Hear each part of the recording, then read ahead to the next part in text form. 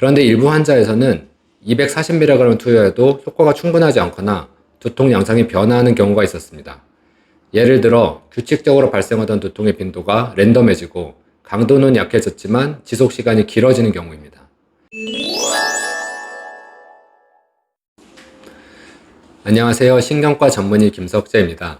오늘은 군발두통 치료에서 가장 각광받고 있는 엠겔러티의 적절한 용량에 대한 제 의견을 말씀드리겠습니다. 이번 영상에서 다루는 내용은 비교적 전문적인 내용이기 때문에 이전에 올려드린 군발두통 치료에 관련 영상을 먼저 보시면 이해하는 데 도움이 될 것 같습니다. 군발두통의 병태 생리를 한마디로 요약하자면 뇌 안에서 혈관을 확장시키는 물질인 CGRP가 주기적으로 뿜어져 나오는 상태라고 할 수 있습니다.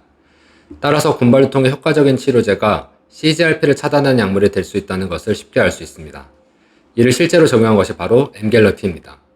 엠겔러티는 CGRP에 결합하는 항체로 CGRP를 차단하여 군발두통을 예방하는 효과를 발휘합니다.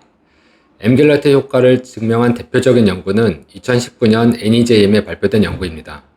이 연구는 유럽 연구자들에 의해 수행되었는데 106명의 군발두통 환자를 두 그룹으로 나누어 49명에게 엠겔러티를 투여하고 57명에게 위약을 투여하여 비교하였습니다.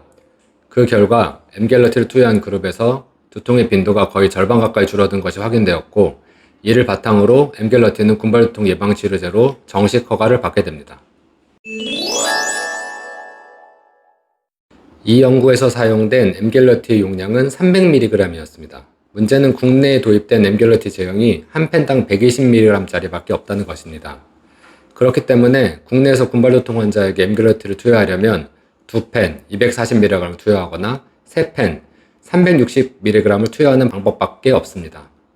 고용량 투여 시 부작용에 대한 우려가 있기 때문에 국내에서는 대부분 240mg 용량을 선택하여 치료를 진행해 왔습니다. 그리고 실제로 240mg 투여했을 때 유럽 연구 결과처럼 두통의 빈도와 강도가 절반 가까이 감소하는 효과를 개인적으로 경험할 수 있었습니다. 이는 국내 연구자들에 의해 논문화되어 발표된 바도 있습니다. 그런데 일부 환자에서는 240mg 투여해도 효과가 충분하지 않거나 두통 양상이 변화하는 경우가 있었습니다.